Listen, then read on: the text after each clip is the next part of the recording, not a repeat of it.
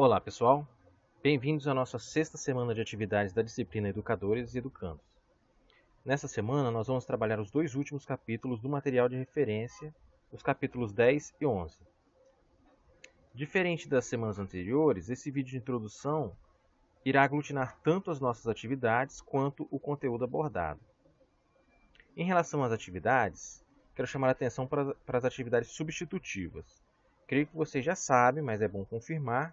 Nessa semana, mais precisamente amanhã, dia 21, as atividades substitutivas do encontro presencial 1 e 2 estarão disponíveis para aqueles que necessitarem fazê-las. Entre em contato com seu tutor para maiores informações.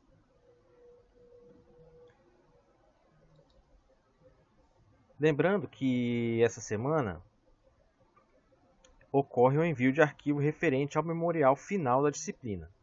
Lembre-se que vocês já produziram a primeira parte, lá na semana 3, e agora basta vocês incluírem a segunda parte.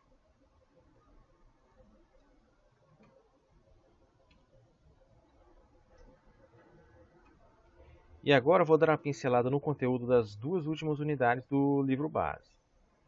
O tema do capítulo 10 é Identidade Profissional e o Projeto Político Pedagógico, muito conhecido no ambiente escolar como PPP. Então, toda vez que eu falar em PPP aqui, você sabe que eu estou me referindo ao Projeto Político Pedagógico. Então, a grande questão do capítulo 10 é como o PPP, que orienta toda a ação da comunidade escolar, pode ser instrumento de desenvolvimento humano e profissional dos funcionários de escola. E aí vocês sabem de quais funcionários eu estou me referindo, né? São as merendeiras, os auxiliares de limpeza, as secretárias e secretários, os porteiros, vigias, enfim, todos esses personagens que historicamente passaram e passam despercebidos no processo educativo. Então são personagens importantíssimos dentro do ambiente escolar, mas que são vistos como coadjuvantes. E o que é o coadjuvante num filme, novela?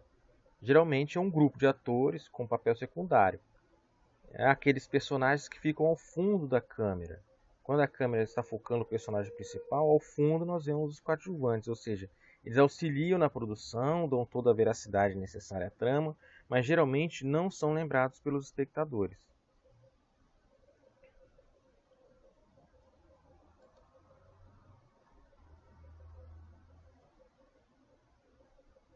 Enfim, a unidade 11 nos dá um panorama das políticas para a educação pública à luz da ideologia neoliberal.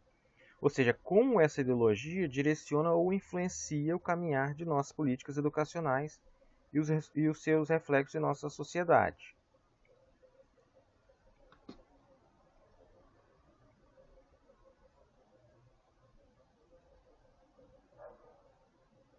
Bom, a unidade 10 ela inicia contextualizando o PPP na história política brasileira pós-1985, ou seja, a partir do processo de redemocratização do Brasil com o fim da ditadura.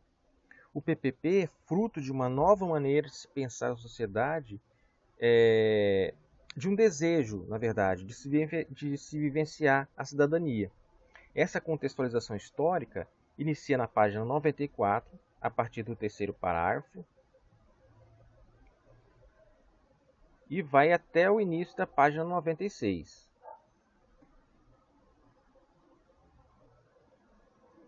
Eu quero chamar a atenção aqui é quando a professora Bádia fala a respeito da Constituição Federal de 1988 e da Lei de Diretrizes e Bases da Educação Nacional, a LDB, em seus artigos 7º e 14º. Só lembrando que a LDB foi criada em 1961, revista 10 anos depois, e a mais recente foi publicada em 1996, justamente com o advento da Constituição de 1988. Então, juntos, esses dois documentos, a Constituição e a LDB, instituíram os parâmetros de gestão democrática. Em adição, temos também o Plano Nacional de Educação,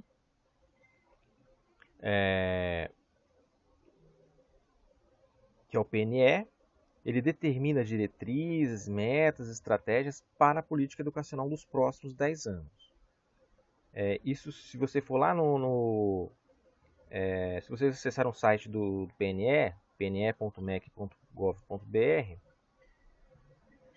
o texto introdutório nos informa justamente isso, né? O Plano Nacional de Educação, o PNE, determina diretrizes, metas e estratégias para a política educacional dos próximos 10 anos.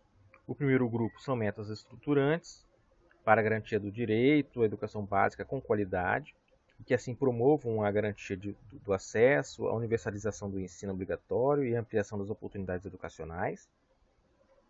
Mas é algo bem questionável também a questão dessa qualidade, né? De que qualidade está se falando, na verdade, mas é uma outra discussão. Um segundo grupo de metas diz respeito especificamente à redução das desigualdades e à valorização da diversidade, caminhos imprescindíveis para a equidade. Tudo isso é o que está escrito lá no site, tá, pessoal? O terceiro bloco de metas trata da valorização dos profissionais da educação considerada estratégica para que as metas anteriores sejam atingidas, e o quarto grupo de metas refere-se ao ensino superior.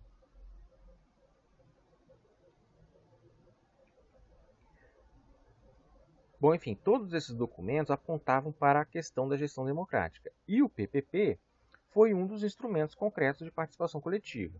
Dê atenção ao tópico O que é o projeto político-pedagógico, para que serve, nas páginas 96 e 97, e também na página em que a professora Abádia trata sobre os conselhos escolares, muito bem explicado na sequência.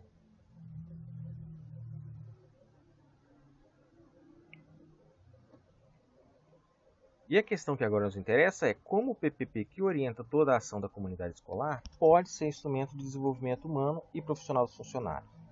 Vocês verão que existe uma relação direta entre experiência profissional, em contínuo processo de formação, uma relação também entre organização e categoria profissional, e o que contribui para que o profissional se enxergue e se identifique enquanto tal, e uma relação no que diz respeito à formação desse profissional.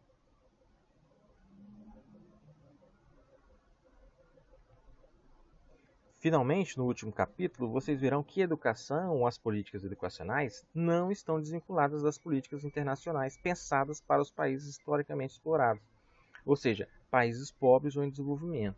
O grande desafio é como pensar a educação desvinculada de um processo mercadológico, porque a educação não pode ser pensada como algo que se possa comprar exclusivamente. Então, qualquer país que se pretende grande tem a educação como um dos pilares fundamentais. Manter um crescimento econômico sempre atrelado a organismos internacionais, que por sua vez ditam os parâmetros que devem ser seguidos em termos de educação ou de políticas educacionais, limita e muito toda e qualquer tentativa de políticas públicas de qualidade.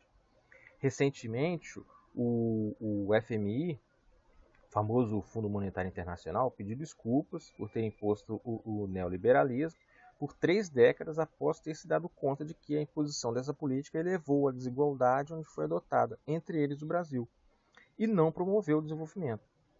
Ainda assim, nesse conturbado momento político que nós vivemos, as políticas públicas adotadas são todas de viés neoliberais, se vocês prestarem atenção. Bom, então é isso, pessoal. Bons estudos e boa semana.